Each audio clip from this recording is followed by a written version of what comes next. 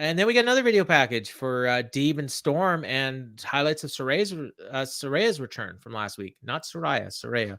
I don't want Paige slapping the shit out of me. Then we get to then the show turned around, and not in a good way. Justin Roberts introduced Saraya. She comes out. She gets these big welcome back chants. She's moved, clearly. She says, I'm damaged, but I'm not broken. I'm here to create change in the division. I was the revolution there. The second she said that, the crowd died. And I don't think she ever got them back because she's starting talking about WWE, and they don't care about WWE. They're here for AEW. But she says, I was a revolution there. I'll be the revolution here because I am the revolution. The fans start chanting. I'm here to take over. Yeah. Yeah. This is your house. They start chanting. And then she says, it's hard to talk because I'm nervous, but AEW is officially my house. And I wrote down her delivery needs some work. Then she was getting mad at people at ringside for giving her time cues, which I don't know why that happened, because clearly they were not even close to being short on time, given how long this segment went. I think that was in the segment. That was scripted. Yes. Yeah, because she's breaking the mold. They started to script these to make people seem rebellious. Yeah, exactly. She's not taking this. Women are disrespected, so I'm here to change that. You know, Kingston does this a lot. Yeah, and they think that helps him because he's a rebel against the system stuff. So then she says, "Let's bring all the ladies out." So 5 women came out: Toni Storm, Madison Rayne, Sky Blue, Athena, and Willow Nightingale. Yes, that's it. Who I don't think is signed still. No, but I mean, and obviously these were all just the baby faces, but is that it? Like, I feel like they have like 35 women under contract. And none of them were here, but whatever. So it looks like it feels very WWE. She asks the crowd to applaud the ladies. She says, we will make a change. Then she goes like she's going to introduce them all by one. I'm like, fuck, how long is this segment going to be? So she starts talking about Toni Storm, and she's talking about, WWE didn't treat her well, but here she's being utilized to her full potential. Best champion AEW has seen. Crowd booed that. And I don't know, I can't remember. They were chanting for somebody. I think it was Riho or something. I don't know. That's possible. Where's Nyla? Anyways, crowd booed that. So then Britt interrupted, and she's got Rebel, Jamie Hayter, and Penelope Ford with her. She calls Saraya Tony's shiny new toy. Somebody needs to either shut her up or tell her or stop scripting her to say this shit, because she's bearing another new hire. Yes. Okay, before we get to DMD. Yeah. let's deal with the Saraya part of this. Do you have any questions as to what her role is in this women's division? Because I do. I almost feel like she's what they're telling us Madison Rayne is. That, or she's like the new commissioner of the women's division. Yeah, I was thinking that too. Yeah. It doesn't feel like she's a performer. No. Oh, and last week, an article came out that said she's not cleared to wrestle, and she was all over that. Oh, don't listen to the dirt sheets. Tune in next week. You'll see me. Yeah, well, okay. If she was here to wrestle, I want the promo to be her to come out and say who she wants to wrestle. I don't think she's. And that's the problem here. Is this is. I'm gonna again go to my roots and talk about improv a little bit. When you do a group scene, one of the reasons they tell you to do a 2-person scene for things that are not group scenes is because you have to establish a relationship between everybody that's part of the scene. And you can't do that in these types of things. This felt like, all right, we need an initiative to make this women's division stars. We're going to have Saraya go out there and make everybody in this division stars at once. And that's not going to work. It's Sky Blue? Yeah. Who the hell cares about Sky Blue other than Captain Sean Dean right now? Not a lot of people. She's relegated to dark doing mixed tag matches right now.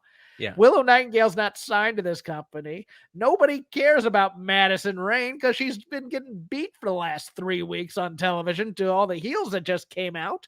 And you have Toni Storm. Athena. And Toni Storm. Yeah, nobody likes Athena because she's dreadful on promos.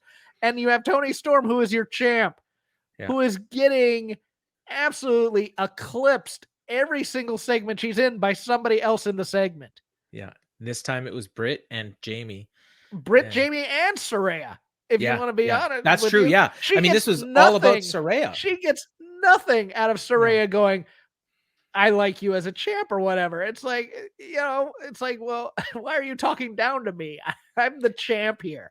This felt more like William Regal coming in than CM Punk. Yes. Yeah. So anyways, so Britt Let's comes get to out. DMD and Uma Oprah. Yeah. So she says, you're the shiny new toy. We've seen them come. We've seen them all go. And you're a catchphrase. And unlike me. And then, of course, she says, Britt Baker, DMD, which I like that. That was cute. She says, I'm the face of this division. I put my neck on the line for AEW. And unlike you, it's strong enough to handle it. Just like, this is the wrong kind of meta. This is the wrong kind of meta. Yeah, because you're telling everyone she can't wrestle. And she said, you made such a big impact. People don't even know how to say your name. More meta. You of all people. And then Saraya says, you of all people are trying to make fun of a name. Your name rhymes with, I assume she said shit, but I don't know because they cut her off and the crowd didn't pop for that, even though it's an easy pop. They did on my audio. They did. And they were potting it down. So that didn't get on TV. Maybe that's it. Maybe it was just the edit. And that was just TSN maybe, because they tend to edit things even more than TNT does. Britt says that we had high hopes with Tony, but you can't keep away from people causing problems. She said, I'm a conspiracy victim once again. So this is the actual pro wrestling promo. Crowd started chanting for Jamie Hayter, and then Britt picked up on that, and she says, you're lucky you don't have to wrestle her, and she's going to get the shot after Serena Deeb does. And Tony, if you have one misstep, you're going to hear and new. And then she interrupts Serena. She's carrying a flag.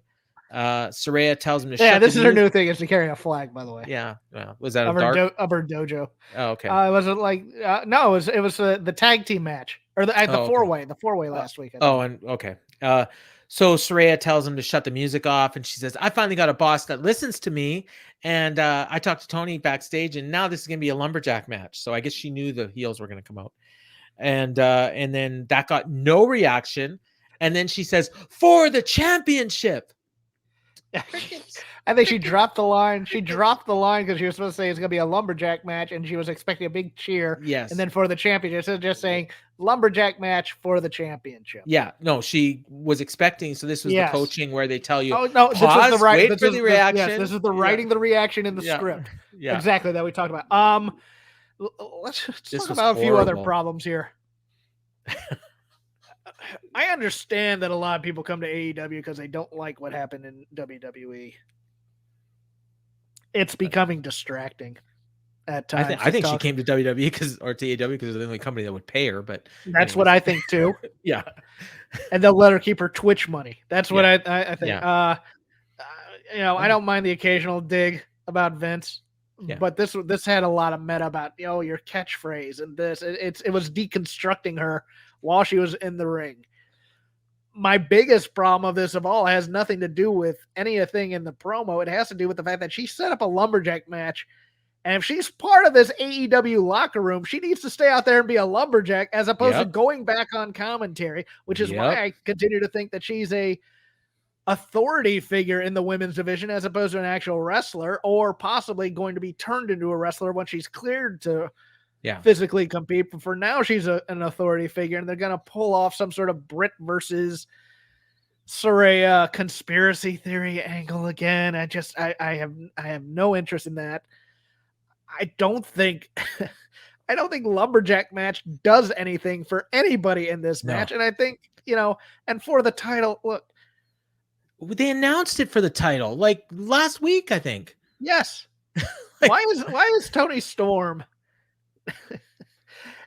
And everybody's looking around going, how come we can't get a good female champ in here? It's because they never let anyone shine as champ, because Baker's coming out here and just cutting off everybody at the knees and then reminding everyone that all these new people come in and they all fail because of me. Like, she's telling us Athena's a failure. Yeah. Thunder Rosa took her ball and went home. Ruby Soho, Ruby Soho can't stay healthy. Hikaru Shida's in catering. Riho, we don't know where she is. You know, like it's yeah. it's not rocket science, guys. Why your No. women's division stinks. It And really isn't. I And don't I have like Britt overall. I do. I think it's fun to have a strong heel.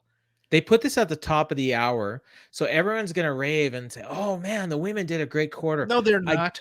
They're guarantee I oh, you think guarantee you that by the end because of of the this quarter? match, they're gonna drop. Yes. Like You're thinking segment ratings. 5 is gonna be super low. I was thinking more criticism that you think everybody's gonna say, "Oh man, they did such a great job." I go, nobody's gonna say that. Nobody. No, they're gonna say like when they look at the ratings, they're gonna say, "Oh, like they're because the Saraya quarter did the best number on the show because it's quarter 5 and that's the first quarter of the second hour, which almost always is the biggest viewed. It's quarter 6 where they actually had the match is gonna die. You need strong heels, and overall, let's put it this way: I liked this match between Serena and Tony. I think they have Well, we'll pretty get good to this chemistry. match. The But match was great, but but the crowd didn't the care. crowd didn't care at that point because everybody Yeah. had been cut off at the knees at that Yeah. point. Everybody was expecting a lot of interference and There was none. chicanery from the Lumberjacks. But I want to go back to Britt for a second. Because Britt is that kid in your neighborhood who you used to play games with, who'd always change the rules of the game as you're playing it so he'd never lose. Yeah. And that becomes the problem here. I like strong heels. This is god level heel. It's like stuff. Triple H on Raw and Charlotte. 2002. It's Charlotte. Yeah, Charlotte. Yeah. Yeah. And it's like nobody can get a word in, and it's almost a little bit like Becky and Bianca as well. I've used that as an example where it's just Becky was swallowing her whole because Bianca could never get a phrase out without Becky interrupting her and saying something. It's like we need Tony. Amazing Becky. We need Tony on her own, cutting promos without being interrupted, making her point, not in the ring, in a backstage area where she's not getting wutted to death. Yeah. Get her away from Britt. Like, she needs to be a studio wrestler for a while to build herself up. And that's something that these guys don't do well because they want to do, because it's the live factor and we have to do it. I mean, they did like worldwide tapings in front of audiences and stuff with like the, you remember your old science fair backdrop things with the 3/4 things. That's basically all those backdrops were giant ones of those. And they did those live, but the audience would be potted down to the point, and the mic would just be for the TV, not the audience necessarily. So they wouldn't get swallowed whole by a crowd being there, and they'd have the attention that you could get. Yeah. Right now, they're trying to have her. Number one, she never gets to complete a promo because somebody walks in, and that's the challenge for the week, and that's how they're trying to build this division. But Toni Storm should be a damn superstar, and she's not. And they've booked her, like, I mean, other than, everything you just said about how, the promos and everything, but the actual wrestling. The character stuff is dreadful. Yeah, she's booked as a strong champion. Yes. And she's having these.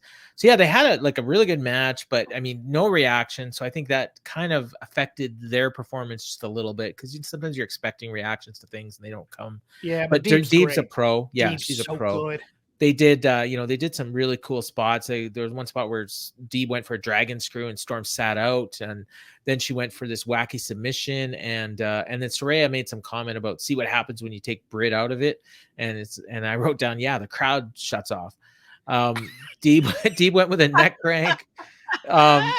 They reversed into a pinfall. That was good. Headbutt from Storm, and then a suplex. Hayter dragged Storm out of the ring, and then Sky Blue got in her face, and then Willow and Hayter went to the back. They were kind of arguing with each other, and I kind of figured at that point that we were going to get them on Rampage. And sure, crowd pop for Willow. Yeah, crowd liked Willow. Crowd loves Hayter. Like Willow. I mean, yeah, I bet you that match has a lot of heat on Friday. Yeah, Willow and Hayter. Athena and Britt were facing off outside the ring, so they'll probably have a number 1 contenders match next week. Would be my guess.